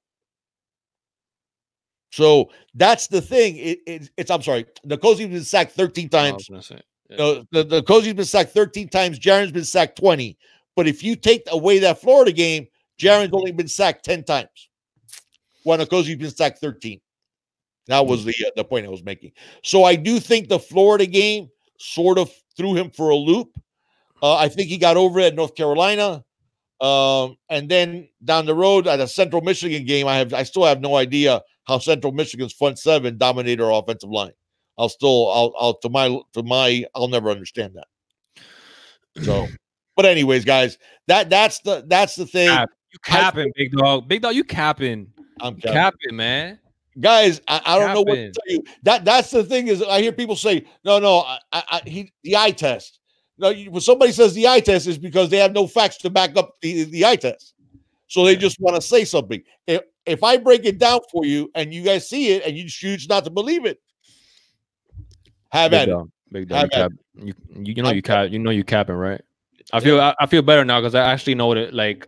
I've heard so many different things, man, of what it means, but people are telling me like you lying, like you're talking out of both sides of your mouth. Like I think that's what it means. But is it a conspiracy with me and the statisticians too? I don't know what it is, man. I just know, you're capping. So it's not true that Jaron has a 70% completion rate and Nkosi's at 57. That's not true. And Jaron has 1,136 yards and Nkosi has 975. That's not true either. He was hurt. Jaron was hurt and threw 3 picks, but y'all quick to dismiss it because of injuries. Not. Did I dismiss it? Wait, what? Those were still his passes. If he was well enough to get on the field, he shouldn't have made those throws. Oh, he even said it. And Nkosi, but the difference is Jaron's throwing shoulder was hurt. Nkosi's non-throwing shoulder, but still non-throwing shoulder affects your mechanics. Oh yeah, it does 100%. So those are it. Yeah. So that's the thing. But then you get people that say, "Oh no, I choose not to believe that." Well, that's fine that you believe whatever you want. Top 20 defenses, Deuce. We go back to the same thing. The top 20 defenses we played against have been Florida, Virginia, and Pitt. Were probably the best defensive teams we played against. You want to break those down? It's not going to be good. No, he's saying it. He's okay. Whatever, man. Look, let's get off the quarterbacks, baby. Jaron Fitzgerald's our quarterback against FSU, and that's it. That's it. No mas. We'll just get off it. But I did all that work for it because, again, misinformation. Guys, if you don't want to to, believe the numbers. If you guys don't want to, you guys think, okay, that this is what it is. But I will say one thing though. So Deuce, really, so Nicosi's 2-0. So Georgia Tech wasn't on Nicosi. He was taking, and he was losing Pitt until Jaron came in. That didn't happen either. His person that he's worked on his clock. He admits that he was thinking, and he had more time. Jaron has grown. Yeah, he's grown. That Nicosi hasn't progressed.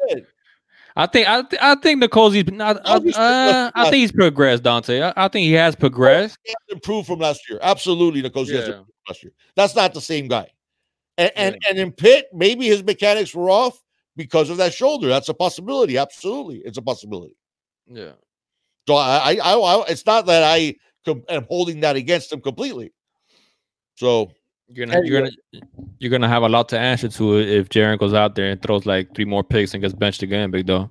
That didn't happen before that. Just playing. It's not gonna happen. That's not gonna happen. The fact is, this was you guys getting big dog fired up about Jaron. This is your fault. I didn't bring this up. People that are anti Jaron, say that they hear the elite word. I don't think they're anti Jaron. I think that they're just so pro Perry. Completing 74% of your passes, thrown from 11 to 19 yards after the line of scrimmage. NFL quarterbacks don't do that. Of course, they're playing against NFL defenses too. That's elite level accuracy. Hey, so it is what it is. What was I gonna say? Damn, I forgot what I was gonna say, man. It's going to happen again. Junior 3 to 4 picks first half. No, it's not. No, it's not. No, it's not. So he didn't throw a pick. No, it's not. Up until the Virginia Tech game, and now he's missed interception. Hey, one thing. Oh yeah, now I remember what I wanted to say, man. Hey, one thing I love about our Canes fam, is even the Canes universe. Some of you guys in here disagree with me and the big dog on this whole situation, man. You guys are respectful in your disagreements, and you're respectful in staying respectful within the chat, man. And we appreciate that, man, because I see a lot of disagreements on Twitter, and I just see like, it gets ugly, and sometimes on other shows it gets ugly, man. So we disagree, and I love it, because if we agreed on everything, this wouldn't be much fun. So the fact that we disagree, I think is good. But the fact that you guys are respectful, even if we disagree on certain topics, I really appreciate that, and I just wanted to say that, because I have fun with you guys in the chat. Like guys, and when Nicosi was in there, nobody was rooting harder than for Nicosi. Man, we want to win, man. So we just want to win. You know what I'm saying? Absolutely. But I just want to throw it out there, man, because sometimes I see some chats and I see some like F-bomb this, F-bomb that. You guys don't know this, you guys don't know that, but yada yada yada. So whatever. I appreciate you guys keeping it, keeping it cool. And like I said, I gave you the numbers I got from all the crunching the numbers, watching tape. Hey, no cap. I appreciate y'all. You guys. I said that right? Now you're stuck on this cap word. But guys, I'm gonna have kids soon, so I need to know. I need to know what these things mean, man. Perry says, "Do I think Manny will take over the defense?" I don't think we'll know it publicly, Beto Perry, but I think Manny's having more of a football. Even if he lets Blake Baker call the plays, like he said. He said Blake Baker's called the plays throughout, so I'll take him at his word. And apparently, he's still doing so. I think Manny has more of a handle on it. 863. I know, right? That's crazy. What's that? Nah, just 904 Hurricane says, I had Big Dog and Junior. Let me go. Damn, I lost you, man. He says, I had Big Dog and Junior. I think the identity of this team should come out of a 2 running back, Cam and DJ, 2 tight end, Wilbur and Brev, 2 JT. Next fastest receiver. Seems like this formation will serve us well. Going like he's talking about like okay. No, is that what he's saying? 22 personnel with 2. Yeah, that's basically exactly what he's saying. I wouldn't mind seeing that. I mean, not of it, but I wouldn't mind seeing that formation. I like the idea of that formation. Absolutely. Yeah, I'm good with that too, man. I'm good with that too. When you have Dan Kane brought up, that's a good point. Dan Kane said when you have 5 QBs on the roster, Why try 2 injured players? That's my problem with Manny. I can't argue with that. I absolutely understand. Yeah. And it's not like we are competing. I mean, I guess if God makes everything break in our favor, we still have some weird mathematical chance at the Coastal. But for the most part, our season is not at that level where we can't, we have to, make sure that every game is critical.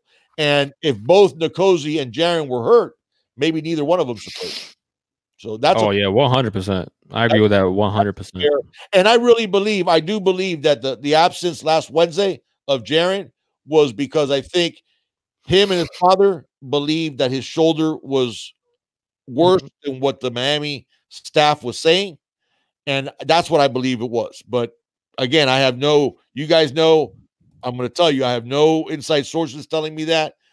That's just reading the tea leaves because of some of the cryptic answers Manny has given when he's been asked, is Jaron healthy? And when is Jaron 100%? And Manny would always say, he's well enough to play. Yeah. But he wouldn't answer that question. So I think that was the disconnect. And I think maybe that second opinion told him, no, it's what staff told you is correct. So A63, I don't know, man. I don't know about Hero because none. I like none a lot, man. I just like lefties, period. But none is the real deal. Just talking about the Heat, they're beating up on the Hawks again, as they should. Especially without Trae Young, but I love Hero. I love this team. I love you. If you guys want us to break down the Miami Heat on a separate video, I mean, we'll do that. We do want to. He has 24 already. You see what I'm saying? Yeah. You see what I'm saying? I told you, big dog. I told you. Comparison that you see. I mean, not that he's that good yet, but the guy who reminds you. He reminds me of a more athletic Michael Redd. None does. A little bit. He doesn't have as good of a shot as Redd, because Redd was money. Like, he was wet from 3-pointer. But his stroke reminds me a little bit of Michael Redd, and he's a little more athletic. Like he's a little quicker off the dribble than Michael Redd was. But I love watching Redd. None equals Wade Jr. Don't at me. And relax, man. I'm not going there. I'm trying to compare him a little bit to Michael Redd here. I'm not trying to even go that route. He has been a revelation for sure. Bay 2 Perry. My wife is a criminal. My daughter is a criminal. Okay. Too much tension this week. I know. I imagine Bay 2 I'm with you, man. I imagine in your house it probably ain't easy. Yeah, I'm with you. I'm with you on that, man. But yeah, guys, we're about to go ahead and call it a night. Yeah. MJ, boy, I was about to slap my mom. Nah, relax. You remind me of Michael. I don't know if you guys remember Michael Redd with the Bucks. He was sweet. For those of you that watch basketball, I love watching Michael Redd play. He was so smooth. And Nunn reminds me a little bit of Michael Redd. Obviously, they're both lefties, but I think Nunn he's smooth in some ways, like Michael Redd, and his stroke is a little similar to Michael Redd as well. But I love watching Michael Redd in Milwaukee. So yeah, that's what he reminds me of. I'm not gonna make no leaps. I mean, Bay 2 Perry says she's not cooking. Bay 2 Perry, you know what? If I live down there, man, I'd take you out to dinner. We go eat someplace and that way she don't have to cook FSU week. All right, Dreadlock wants to know, man. So what you got, big dog? I'm gonna surprise you guys. Y'all ready? Miami 31, FSU 13. I said it. And by the way, Miami, the University of Miami Hurricanes 31, Florida State 13. I said it. And I'll back this up. If we don't beat FSU, I'll wear the bag next week. How's that? Wait, say that again? If we don't beat FSU, I'll wear a bag next week.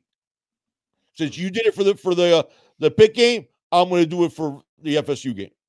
All right. I have a really good feeling about this week that I haven't had since North Carolina. Now, mind you, it didn't work out for me. Really, dude? You had to say that? Yeah, it didn't work out for me. I thought we were going to blow North Carolina out of the water. I thought we were going to do like we did the Penn State on Adam Talaferro night, that we just went in there and just were up 30.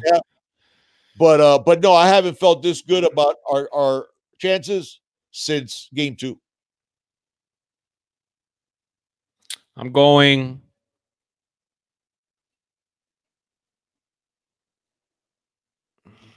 27-17.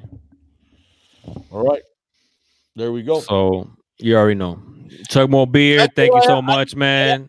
I actually like the green jerseys. I know that some people were talking about our record with the green jerseys on, but I do like the green jerseys. I gotta admit, I do like them. I'll say my predictions for Louisville. Just win, baby. Yeah, just win. This is gonna be big, man. We gotta win. Jay had 28-23 games. 28-23. Halloween is over, big dog. I stopped feeling after that. I'm numb. I feel you, man. But that pig game felt good though. You gotta admit a little bit. It did feel good. I lost my voice. I don't know if you guys were with us on Sunday after the big game.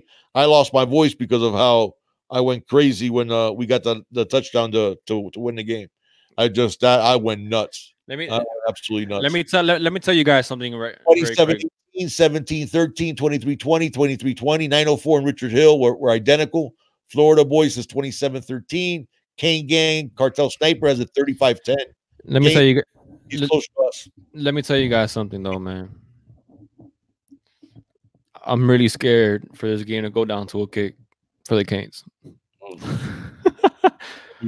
Like, won't that be some crazy karma? Like, come on.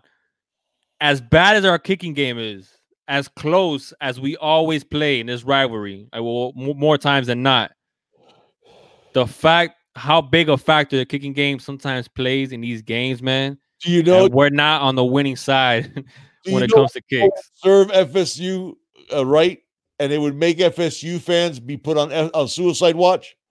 Is that with all our struggles of kicking and all the history of missed kicks in the FSU Miami game, if it comes down to Bubba and he hits a 55-yarder to win the game, that would be FSU, because you remember FSU is like when they got Javier Batia, the kicker.